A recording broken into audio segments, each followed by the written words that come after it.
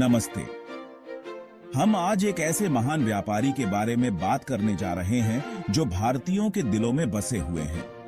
यह उस व्यक्ति की कहानी भी है जिसने दुनिया की सबसे महान कंपनियों में से एक की नींव रखी, जिसे आज हम सभी Tata group on off companies के नाम से जानते हैं। मैं जिस आइकन की बात कर रहा हूं वह कोई और नहीं बल्कि अग्रणी उद्योगपति श्री जमशेदजी टाटा हैं। जबकि हम में से अधिकांश टाटा के परोपकारी योगदानों के बारे में जानते हैं, लेकिन बहुत कम लोग उनके उन व्यावसायिक रणनीतियों के बारे में जानते हैं जिन्होंने Tata group on off companies को इतना सफल समूह बना दिया। यहां हम 3 महत्वपूर्ण बिंदुओं पर चर्चा करने जा रहे हैं। जमशेदजी टाटा की व्यावसायिक रणनीति वास्तव में क्या थी?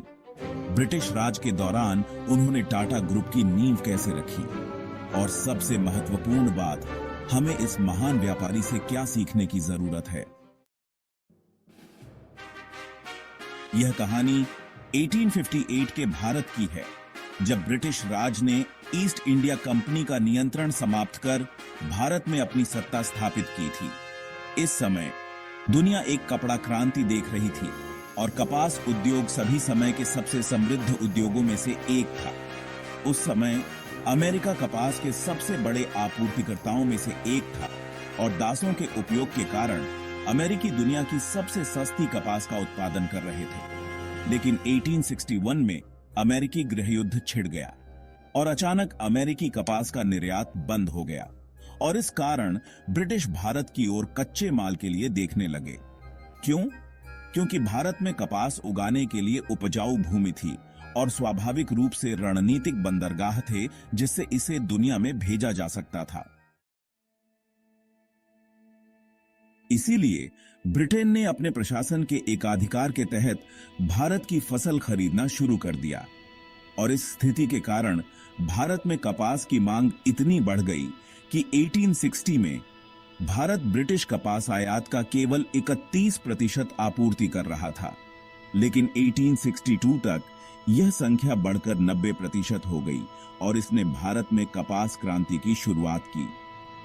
अब हालांकि गृहयुद्ध के अंत के बाद मांग में गिरावट आई, फिर भी भारत के कपास उत्पादक युद्ध के बाद के वर्षों में ब्रिटेन के कपास आयात का 67% आपूर्ति कर रहे थे। और इसी दौरान जमशेदजी टाटा के पिता श्री नसरवानजी टाटा एक व्यापारी थे और जमशेदजी टाटा अपने पिता के व्यापार में केवल एक सहायक थे। यही वह समय था जब उन्होंने कपास उद्योग में हो रही घटनाओं का निरीक्षण किया। 1869 में उन्होंने एक पायलट प्रकार की परियोजना की जिसमें उन्होंने चिचपोखली में एक दिवालिया तेल मिल खरीदी, उसे एक कपास मिल में परिवर्तित किया और केवल 2 वर्षों में मिल को लाभ में बेच दिया। यहीं से उन्होंने कपास उद्योग की बुनियादी बातें सीखी। लेकिन अपने प्राथमिक व्यावसायिक सफर पर निकलने से पहले उन्होंने कपास उद्योग के बारे में विस्तृत बाजार अनुसंधान करने का निर्णय लिया। तो आप जानते हैं क्या? उन्होंने बाजार में प्रगति का अध्ययन करने के लिए इंग्लैंड की यात्रा की, क्योंकि उस समय उन्होंने महसूस किया कि पश्चिम प्रौद्योगिकी और सभ्यता दोनों के मामले में पूर्व से कम 100 साल आगे था।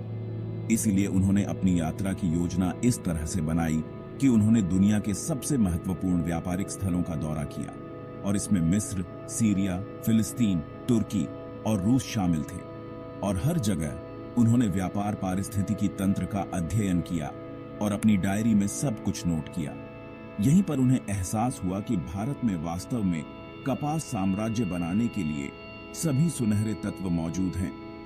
हमारे पास ऊर्जा की आपूर्ति के लिए कोयला खदानें थीं, काम के लिए श्रमिक प्राप्त करने के लिए पर्याप्त जनसंख्या थी, कपास उगाने के लिए उपजाऊ भूमि थी और सबसे महत्वपूर्ण बात, हमारे पास दुनिया भर के सबसे महत्वपूर्ण स्थलों से जुड़े रणनीतिक बंदरगाह थे। क्यों? क्योंकि 1869 में कुछ जादुई हुआ और वह था स्वेज नहर का उद्घाटन। अब इसे बहुत ध्यान से सुने। स्वेज नहर बनने से पहले यदि आपको यूरोप से एशिया जाना होता था तो आपको मुंबई से निकलकर केप टाउन पर रुकना पड़ता था और फिर लंदन में पार्क करना पड़ता था। लेकिन फ्रांसीसी और मिस्रियों ने मिलकर यहां एक नहर बनाने का निर्णय लिया जिससे भूमध्य सागर को सीधे लाल सागर से जोड़ दिया गया। और यह कदम दोस्तों इतना क्रांतिकारी था कि इसने मुंबई से लंदन की यात्रा दूरी को 7,000 किलोमीटर तक कम कर दिया और प्रत्येक यात्रा में यात्रा का समय 23 दिनों तक घटा दिया। और यही वह चीज थी जिसने भारतीय बंदरगाहों को व्यापारियों के लिए अत्यंत मूल्यवान बना दिया। लेकिन इन सभी फायदों के बावजूद भारत में केवल एक संगठित उद्यम गायब था जो कपास को संसाधित कर सके, क्योंकि उस समय बंबई में निश्चित रूप से 15 मिलें थीं। लेकिन समस्या यह थी कि पश्चिम की तुलना में इन सभी भारतीय मिलों में प्राचीन मशीनरी का उपयोग होता था, खराब तरीके से बने भवन थे, अप्रशिक्षित और अनपढ़ श्रमिक थे, और कुल मिलाकर बुनियादी ढांचा इतना पिछड़ा हुआ था कि कारखानों में आग के खतरों से बचाव के लिए कोई सुरक्षा भी नहीं थी। और यही वह समय था जब 6 लंबे वर्षों के कठोर अध्ययन के बाद जमशेदजी टाटा ने बाजार में इस मौलिक समस्या का समाधान एक उच्च गुणवत्ता वाली कपास मिल स्थापित करके करने का निर्णय लिया, जो दुनिया को विश्वस्तरीय कपास बेचेगी। उस समय बंबई कपास मिल शुरू करने के लिए पहली पसंद था, क्योंकि बंदरगाह के नजदीक था। लेकिन जमशेदजी टाटा की एक अलग योजना थी। उन्होंने बंबई से 800 किलोमीटर दूर एक छोटे से शहर नागपुर को चुना। जैसे ही बाजार में सभी को इस विचार के बारे में पता चला, उन्होंने जमशेदजी का मजाक उड़ाया और कहा कि यह एक मूर्खतापूर्ण निर्णय है। वास्तव में उन्हें ऋण देने से भी इनकार कर दिया गया, क्योंकि फाइनेंसरों ने नागपुर में एक मिल की संभावना नहीं देखी। लेकिन उन्हें यह नहीं पता था कि जमशेदजी टाटा को कुछ ऐसा पता था जो बाकी व्यापारियों को नहीं पता था, और वह था रेलवे की संभावना। क्योंकि उस समय जबकि रेलवे भारत में अपेक्षाकृत नया था, ब्रिटेन में यह पहले से ही व्यापार और वाणिज्य की रीढ़ बन चुका था, और जमशेदजी टाटा की घुमक्कड़ी की वजह से उन्होंने रेलवे की ताकत को क्रियान्वित होते हुए देखा था। इसके अलावा एक विस्तृत सर्वेक्षण के बाद उन्होंने यह भी पाया कि नागपुर एक कपास उत्पादक जिले में स्थित था, इसलिए कच्चा माल बहुत करीब था। इसके अलावा यह बड़ौदा खदानों से कोयला आपूर्ति की पहुंच में भी था, और यह एक बड़े हस्तकला उद्योग का केंद्र भी था। और यही वह समय था दोस्तों जब 1877 में मध्य भारत कथाई, बुनाई और विनिर्माण कंपनी एम्प्रेस मिल्स की स्थापना जमशेदजी टाटा द्वारा की गई थी, और उन्होंने दुनिया में सर्वश्रेष्ठ मशीनरी प्राप्त करने के लिए भारी निवेश किया। हालांकि उस समय मशीनरी को शिपिंग करना भी एक विशाल कार्य था, क्योंकि यूरोप से भारत तक मशीनरी को लाने में 4 महीने लगते थे, और आज की तरह उनके पास ट्रेलर ट्रक नहीं थे, और सबसे आम परिवहन का साधन केवल बैलगाड़ी थी।